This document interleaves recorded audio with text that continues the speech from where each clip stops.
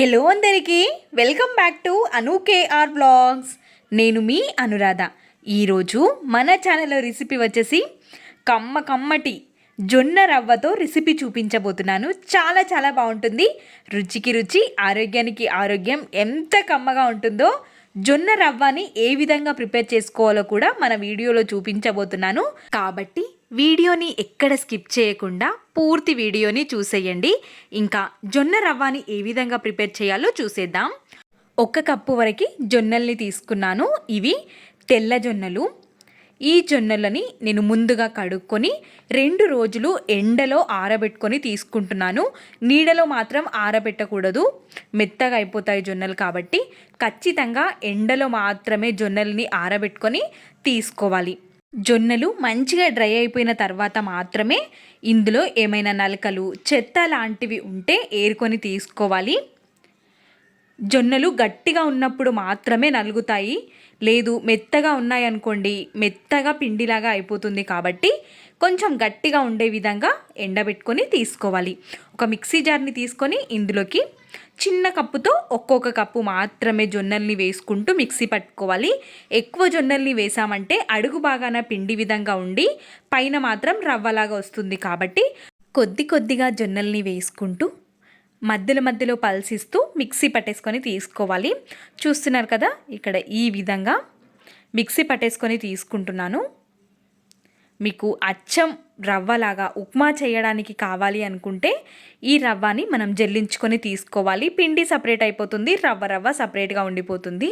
ఆ రవ్వతో మనం ఉప్మా, ఇడ్లీలు లాంటివి చేసుకోవచ్చు. నేను ఇక్కడ చూపించబోయే రెసిపీకి ఇది పర్ఫెక్ట్గా ఉంది. కాబట్టి నేను ఇక్కడ జల్లించి ఏమీ తీసుకోవట్లేదు. ఈ పిండిని మనం జల్లించుకొని తీసుకుంటే అచ్చం బయటకున్న రవ్వలాగానే వస్తుంది. కాబట్టి ఇంట్లోనే 2 మినిట్స్లో ప్రిపేర్ చేసుకోవచ్చు జొన్నలతో. కాబట్టి ట్రై చేయండి. ఇంకా రెసిపీ చూసేద్దాం.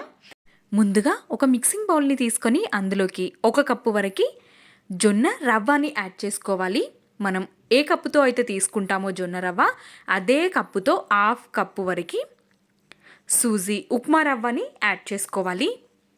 1 కప్పు రవ్వకి 1/2 కప్పు వరకు సూజీ రవ్వని యాడ్ చేసుకొని అదే కప్పుతో 2 కప్పుల వరకు చిక్కటి మజ్జిగని తీసుకోవాలి. మజ్జిగలోకి రవ్వ మొత్తం కలిసిపోయే విధంగా స్పూన్తో కానీ విస్కర్తో కానీ కంటిన్యూస్గా కలుపుతూనే ఉండాలి. ఇలా మొత్తం కలిసిపోయిన తర్వాత మూతని కవర్ చేసి ఒక 10 నిమిషాల పాటు పక్కన ఉంచుకోవాలి. టైం ఉంటే ఇంకొక 10 మినిట్స్ కానీ 20 మినిట్స్ కానీ ఉంచుకున్నా సరిపోతుంది. నేనైతే ఇక్కడ 10 మినిట్స్లోనే ఈ రెసిపీని ప్రిపేర్ చేస్తున్నాను. మనం జొన్న రవ్వని యాడ్ చేసాం కాబట్టి జొన్న రవ్వ నానడం కోసం ఒక 10 to 20 మినిట్స్ వరకు పక్కన ఉంచుకోవాలి. జొన్న రవ్వ ఎంత మంచిగా నానితే ఈ రెసిపీ అనేది అంత బాగా వస్తుంది. కాబట్టి నేనైతే 10 మినిట్స్లోనే ఈ రెసిపీని ప్రిపేర్ చేశాను. మీకు టైం ఉంటే 30 మినిట్స్ కానీ 1 అవర్ కానీ పక్కన ఉంచుకున్న మంచిగా సెట్ అయిపోయింది. నేనైతే ఇక్కడ 10 నిమిషాల్లోనే మూతని తీసి చూపిస్తున్నాను. రవ్వ అనేది మజ్జిగని పీల్చుకొని కొంచెం దగ్గరికి వచ్చింది. ఈ విధంగా మొత్తం దగ్గరికి వచ్చిన తర్వాత ఈ రవ్వలోనికి రుచికి సరిపడా ఉప్పుని వేసుకోవాలి. 1/2 టేబుల్ స్పూన్ వరకు వంట సోడాని యాడ్ చేసుకొని మొత్తం మిక్స్ అయిపోయే విధంగా కలుపుకోవాలి. మనం ముందుగానే వంట సోడా, ఉప్పు వేయడం వల్ల మొత్తం పిండిలోకి కలిసిపోతుంది. అన్ని వెజ్జీస్ యాడ్ చేసిన తర్వాత అక్కడక్కడ ఉండిపోతుంది. కాబట్టి ముందుగానే ఉప్పు, వంట సోడాని వేసేసుకొని మొత్తం విస్కర్తో కలుపుకొని తీసుకోవాలి. ఈ పిండిలోకి మనం అన్ని వెజిటేబుల్స్ని యాడ్ చేసుకోవచ్చు. వీలైనంత సన్నగా తరుక్కొని మాత్రమే తీసుకోవాలి. ముందుగా నేను ఇక్కడ 2 పచ్చిమిర్చీలని సన్నగా తరుక్కొని తీసుకుంటున్నాను. ఎక్కువ వెజ్జీస్ ఏమి యాడ్ చేయకుండా నేను ఇక్కడ సన్నగా తరుక్కొని కొత్తిమీర తరుగుని తీసుకుంటున్నాను. స్ప్రింగ్ ఆనియన్స్, తెలుగులో అయితే ఉల్లిగడ్డ పొరక అంటారు. క్యారెట్, పన్నీర్ని కూడా నేను చీజ్ గ్రేటర్తో తురుముకొని తీసుకున్నాను సన్నగా. పన్నీర్ యాడ్ చేయడం వల్ల రుచి కూడా చాలా బాగుంటుంది, ప్రోటీన్ కూడా లభిస్తుంది. మీకు పన్నీర్ ఇష్టం లేకపోతే స్కిప్ చేసుకొని కూడా చేసుకోవచ్చు. ఇక్కడ మనం వెజ్జీస్ని బీన్స్ యాడ్ చేసుకోవచ్చు. క్యాబేజ్, క్యాప్సికమ్ లాంటివి సన్నగా తరుక్కొని తీసుకున్న రుచి చాలా బాగుంటుంది. అన్ని వెజ్జీస్ వేసుకొని చేసుకుంటాం కాబట్టి హెల్దీ రెసిపీ, ప్రోటీన్ ఉంటుంది. ఈజీగా డైజెస్ట్ అయ్యే విధంగా మనం ఈ రెసిపీని ప్రిపేర్ చేసుకోవచ్చు. అన్నింటిని వేసేసుకొని అన్నీ కలిసిపోయే విధంగా ఒక్కసారి కలుపుకోవాలి. ఇక్కడ మనం చివరిగా ఉప్పు సరిపోయిందో లేదో టేస్ట్ చూసుకొని, కావాలి అనుకుంటే ఇంక కొంచెం సాల్ట్ని కూడా వేసుకొని తీసుకోవచ్చు.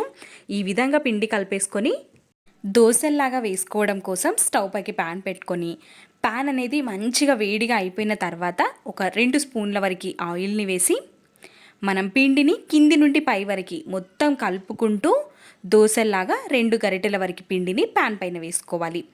చూస్తున్నారా, మరీ పల్చగా కాకుండా నెమ్మదిగా స్ప్రెడ్ చేసుకొని తీసుకోవాలి.